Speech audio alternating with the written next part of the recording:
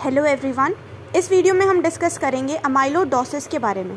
ठीक है, तो ये 10 मार्क्स का क्वेश्चन है, पैथोलॉजी में आता है यूनिवर्सिटी एग्जाम्स में। ठीक, तो सबसे पहले अमाइलोडोसिस की क्या लिखेंगे, डेफिनेशन लिखेंगे।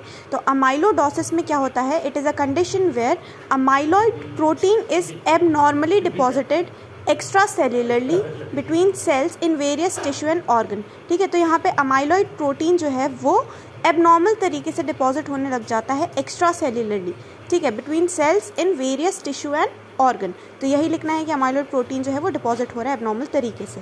तो अमाइलॉइड क्या है, अमाइलॉइड क्या है, इट इज़ अ प्रोटीन, एक ऐसा protein that has an alteration in it secondary structure which imparts it as an insoluble form. एक ऐसा प्रोटीन जिसका सेकेंडरी स्ट्रक्चर जो है ना वो ऑल्टर हो चुका है, जिसकी वजह से वो अब इनसोल्यूबल हो चुका है। इस ऐसे प्रोटीन को हम क्या कहते हैं, अमाइलॉइड कहते हैं। तो ये बताना। फिर स्ट्रक्चर ऑफ अमाइलॉइड, तो अमाइलॉइड जो प्रोटीन है उसके दो स्ट्रक्चर होते हैं, एक फिजिकल कंपोनेंट होता है और केमिकल नेचर होता है ना। तो फिजिकल नेचर में हम क्या लिखेंगे, फिजिकल नेचर ऑफ अमाइलॉइड के अंदर दो कंपोनेंट्स होते हैं, एक होता है मेजर कंपोनेंट, 95% अमाइलॉइड जो है वो फिब्रिल से बना हुआ है, और एक होता है अमाइलॉइड का माइनर कंपोनेंट जो कि पी कंपोनेंट्स होता है, प्रोटियोग्लाइकेंस वगैरह भी अटैच रहते हैं। ठीक है, तो 95% क्या, तो फिब्रिल होता है, 5% प्रोटियोग्लाइकेंस होते हैं। अब फिब्रिल जो है वो, उसके बारे में एक पॉइंट, फिब्रिल जो है इट इज़ रिस्पॉन्सिबल फॉर, यही जाके टिश्यू में एकदम जाके अटैच एक्स्ट्रा सेल्युलर डिपॉजिट होने लग जाता है फिब्रिल जो है, and this fibril is only responsible for tissue dysfunction due to pressure effect. ठीक है, और पी कॉम्पोनेंट क्या करता है, पी कॉम्पोनेंट जो है ना वो इस फिब्रिल को स्टेबलाइज करके रखता है वहीं पे। ठीक है, तो इट स्टेबलाइजेस दिस फिब्रिल। तो हमने फिजिकल नेचर लिख दिया। ठीक है, तो सबसे पहले तो डेफिनेशन लिखेंगे। अमाइलोडोसिस में क्या था, it is condition where amyloid protein is abnormally deposited extracellularly between cells in various tissue and organ.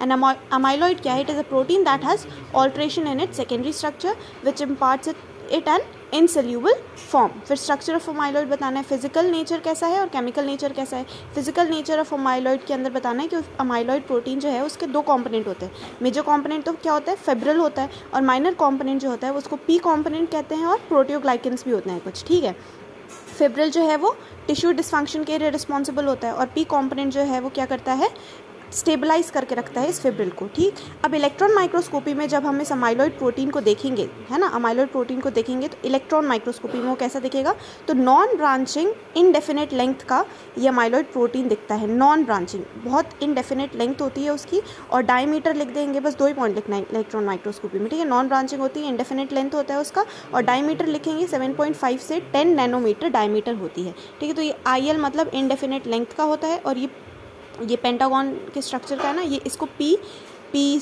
वाला जो स्ट्रक्चर है ना, पी कंपोनेंट ये है साइड में, और ये है हमारा long non branching fibril protein. ठीक है, तो इलेक्ट्रॉन माइक्रोस्कोपी में ऐसा दिखता है।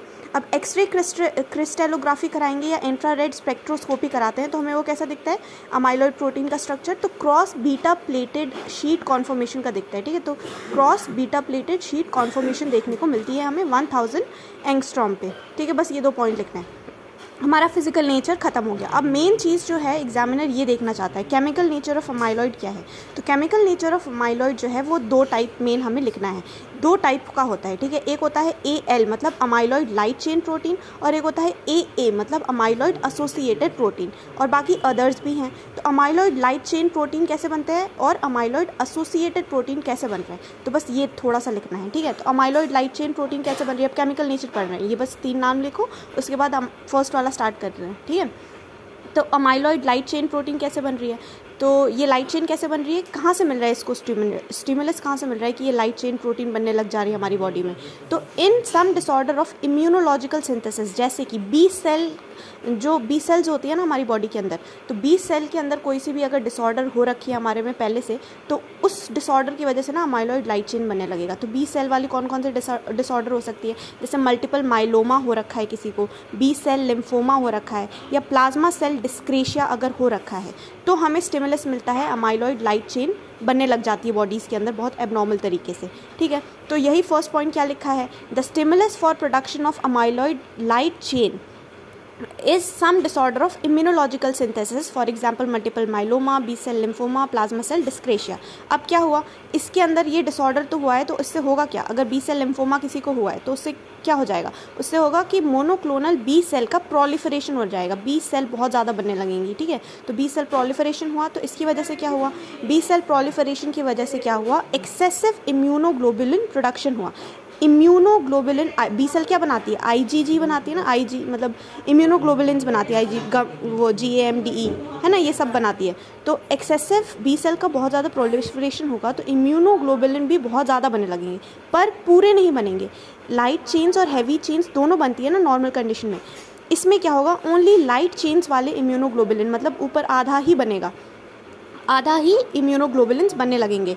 तो एक्सेसिव इम्यूनोग्लोबुलिन प्रोडक्शन होगा in the form of monoclonal gammopathy हो जाएगी, मतलब that is light chains IG formation, immunoglobulin formed, ठीक है। तो ऐसा हो जाएगा, तो इसकी वजह से क्या होगा, और ये तो मतलब लाइट चेन्स, बस लाइट चेन्स ही बनी है, आधी ही बनी है इम्यूनोग्लोबुलिन जो है, तो इसकी वजह से क्या होगा, अब ये जो है वो तो एबनॉर्मल है, तो फिर अब मैक्रोफेज आके इसको डिग्रेड करेगा, डिग्रेड करने की कोशिश करेगा, क्योंकि ये खराबी है वैसे भी, तो पार्शियल डिग्रेडेशन ही हो जाएगा, पार्शियल डिग्रेडेशन होगा। तो पार्शियल डिग्रेडेशन की वजह से AL प्रोटीन जो है वो हमारी बॉडी में बनना स्टार्ट हो जाते हैं, amyloid light chain protein is form, ठीक है। तो ये अमाइलॉइड लाइट चेन के बारे में इतना ही लिखना है, ठीक है। सबसे पहले स्टिमुलस लिखो कि कोई भी बी सेल वाला डिसऑर्डर हुआ, उसकी वजह से बी सेल का प्रोलिफरेशन हुआ, और इस वजह से क्या हुआ, मोनोक्लोनल गैमोपैथी हुई, मतलब इम्यूनोग्लोबुलिन जो है वो आधे ही बने, ठीक है। मतलब कैसे, पूरे अच्छी तरीके से फॉर्म नहीं हुए, बस लाइट चेन्स वाले इम्यूनोग्लोबुलिन बने, ठीक है। तो इस वजह से अगर आधे ही बने तो फिर पार्शियल डिग्रेडेशन होगा मैक्रोफेजेस से, और AL प्रोटीन जो है वो बन जाएगा, ठीक है। इसकी वजह से टिश्यू जो है वो डिसफंक्शन होगी, वहाँ जहाँ पे भी ये AL प्रोटीन अटैच होगा वहाँ जाके टिश्यू में डिसफंक्शन हो जाएगी, ठीक है। दूसरा पॉइंट क्या है, AA टाइप, ठीक है। तो ये हमने AL वाला पढ़ लिया। AL में क्या पढ़ा, कोई भी एक्वायर्ड म्यूटेशन था जिसकी वजह से मोनोक्लोनल बी सेल प्रोलिफरेशन हुआ, ठीक है। तो IgG लाइट चेन्स ही बनी, और लिमिटेड प्रोटियोलिसिस या लिमिटेड मैक्रोफेजेस पार्शियल डिग्रेडेशन की वजह से AL प्रोटीन बन गया, तो ये भी लिख सकते हैं डायरेक्टली, ठीक है। AA टाइप में हमें क्या लिखना है, AA टाइप क्यों बन रहा है, अमाइलॉइड एसोसिएटेड प्रोटीन क्यों बन रहा है, कोई भी लॉन्ग स्टैंडिंग क्रोनिक इन्फ्लेमेशन की वजह से, ठीक है। कोई भी लॉन्ग स्टैंडिंग क्रोनिक इन्फ्लेमेशन से क्या होता है, टिश्यू डिस्ट्रक्शन की वजह से वहाँ पे अमाइलॉइड एसोसिएटेड टाइप का बनने लग जाता है, ठीक है। क्रोनिक इन्फ्लेमेशन हुआ तो वहाँ पे जो मैक्रोफेजेस हैं वो कुछ अपने केमिकल साइटोकाइंस रिलीज़ करेंगे, इंटरल्यूकिन 1, इंटरल्यूकिन 6, ठीक है। और सीरम ये SAA वाला जो है ना, ये लिवर वाला एंजाइम, ये जो है वो बहुत ज़्यादा एलिवेट हो जाएगा, इसकी वजह से भी क्या होगा, पार्शियल डिग्रेडेशन होगा, ठीक है। और जिसकी वजह से AA अपना अमाइलॉइड एसोसिएटेड वाला प्रोटीन जो है वो फॉर्म हो जाएगा, ठीक। तो इसमें भी हमें ये लिखना है, क्रोनिक इन्फ्लेमेशन हुआ किसी में तो मैक्रोफेज एक्टिवेट हो गए, फिर इंटरल्यूकिन 1 और 6 रिलीज़ हुआ लिवर सेल से, फिर लिवर सेल्स ने SAA प्रोटीन अपना मतलब बहुत एक्सेसिव तरीके से निकालना शुरू किया, और लिमिटेड प्रोटियोलिसिस की वजह से क्या हुआ, अमाइलॉइड एसोसिएटेड प्रोटीन बन गया, ठीक है। तो ये दो टाइप हमें ऐसे ही एज इट इज़ लिखना है। AL प्रोटीन कैसे बनता है, बी सेल की वजह से, बी सेल डिसऑर्डर की वजह से होता है, ठीक है। IgG लाइट चेन्स बनती है इसकी वजह से। और A प्रोटीन कैसे बन रहा है, क्रोनिक इन्फ्लेमेशन की वजह से मैक्रोफेजेस जो है वो एक्टिवेट हो रहे हैं, और सीरम ये AA का फॉर्मूला मतलब ये देख लेना है ना फुल फॉर्म, तो SAA प्रोटीन निकलने लग जाती है, और इसका ना SAA प्रोटीन का लिमिटेड प्रोटियोलिसिस होता है, मतलब ये SAA प्रोटीन जो है वो मैक्रोफेजेस पूरी तरीके से इसको तोड़ नहीं पाते, तो ये AA बच जाता है, तो AA प्रोटीन जो है वो डिपॉजिट होने लगता है। ये जो प्रोटीन्स है ना वो डिपॉजिट होके पर्टिकुलर टिश्यू या ऑर्गन्स में जाके वहाँ पे बहुत ज़्यादा तरीके से डिपॉजिट होने लगते हैं, तो टिश्यू का क्या है, फंक्शन ख़त्म हो जाएगा, ठीक है। तो ऑर्गन फेलियर ये सब देखने को मिलता है हमें इसमें। बाकी अदर्स में 1-2 पॉइंट हम लिखेंगे, AL बता दिया हमने, और AA टाइप का बता दिया, मेन तो वही था। अब बाकी और भी अपन 2 पॉइंट लिख सकते हैं कि हीमोडायलिसिस में क्या होता है, A-beta-2M देखने को मिलता है अमाइलोडोसिस का। अल्जाइमर डिजीज़ के अंदर A-beta प्रोटीन प्रिकर्सर की वजह से हमें A-beta टाइप का देखने को मिलता है, ठीक है। डायबिटीज़ मेलाइटस में आइलेट अमाइलॉइड पॉलीपेप्टाइड की वजह से AIAPP वाला टाइप ऑफ अमाइलोडोसिस देखने को मिलता है। तो इसमें से ना एनी 2 नाम बस याद करके लिख देना, ठीक है। अल्जाइमर्स डिजीज़ का लिख देना, ये A-beta देखने को मिलता है इसमें, ठीक है। इसका प्रिकर्सर कौन है, A-beta प्रोटीन प्रिकर्सर, ठीक है। और डायबिटीज़ मेलाइटिस में अमाइलॉइड का पॉलीपेप्टाइड ये प्रिकर्सर है और इसकी वजह से ये देखने को मिलता है। ठीक है, बस इतना। अब देखो लास्ट पॉइंट 2 मिनट का है, डायग्नोसिस कैसे करेंगे अमाइलोडोसिस का, डायग्नोसिस कैसे करेंगे? तो बेस्ट इन्वेस्टिगेशन तो क्या है, बायोप्सी कर लो फ्रॉम रेक्टम या एब्डोमिनल फैट से क्या करनी है, बायोप्सी कर लो। ठीक है, तो बायोप्सी करेंगे तो हमें वो अमाइलॉइड प्रोटीन जो है वो हमें मिल जाएगा। और एक्सरे करके देख सकते हैं, एक्सरे करके इलेक्ट्रॉन माइक्रोस्कोपी में हमें वो फाइब्रिल प्रोटीन देखने को मिलेगी, नॉन ब्रांचिंग, इंडेफिनिट लेंथ की, डायमीटर अपना पता था ना 7.5 से 10 नैनोमीटर की डायमीटर देखने को मिलेगी। अब स्टेन्स में क्या कर सकते हैं, स्टेन्स में हम HNE स्टेन करते हैं, तो हमें HNE स्टेन करके जब देखेंगे तो pink structureless homogeneous इसिनोफिलिक hyaline material देखने को मिलेगा which is present extra सेल्युलरली।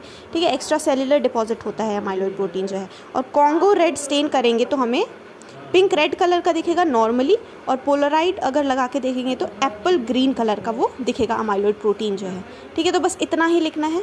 Stains, 2 stains के बारे में बताना है। HNE में तो वही पिंक स्ट्रक्चरलेस हाइलिन इसिनोफिलिक मटेरियल देखने को मिलता है एक्स्ट्रा सेल्युलरली। ठीक है, HNE स्टेन करेंगे तो कॉन्गो रेड में हमें पिंक रेड कलर का देखने को मिलेगा, और पोलराइड लगा के देखेंगे तो एप्पल ग्रीन कलर का देखने को मिलेगा। ठीक है, ग्रीन कलर का जो एप्पल होता है ना वैसा देखने को मिलेगा, वैसे कलर का। अदर्स में हमें ये 2 चीज़ें लिखनी है। एल्जाइमर डिजीज़ में A बीटा वाला देखने को मिलता है, डायबिटीज़ मेलाइटिस में AI APP वाला देखने को मिलता है। ठीक है, और L प्रोटीन कैसे बनता है, A प्रोटीन कैसे बनता है ये बताना है। ठीक है, डेफिनेशन तो बता देना। अमाइलोडोसिस, अमाइलॉइड प्रोटीन का एबनॉर्मल तरीके से डिपॉजिशन होने लगता है एक्स्ट्रा सेल्युलरली, कहाँ पे, between cells, various tissue, various organ में, तो उसकी वजह से ऑर्गन डिसफंक्शन हो जाएगा। ठीक है, और स्ट्रक्चर बता देना। फिर अमाइलॉइड प्रोटीन के बारे में बता देना क्या होता है अमाइलॉइड प्रोटीन। ऐसा प्रोटीन जिसके सेकेंडरी स्ट्रक्चर में क्या हो गया है, ऑल्ट्रेशन आ गई है, जिसकी वजह से वो प्रोटीन जो है ना वो अब बाहर एक्सक्रीट आउट नहीं हो पा रहा, इनसोल्यूबल फॉर्म में हो चुका है वो अमाइलॉइड प्रोटीन, बॉडी के अंदर डिपॉजिट होने लग रहा है। ठीक है, फिजिकल नेचर बता दो, major component, minor component, electron microscopy में कैसा दिखता है, एक्सरे क्रिस्टलोग्राफी में कैसा दिखता है, केमिकल नेचर में AL और AA एक्सप्लेन कर दो। ठीक है, बस इतना ही।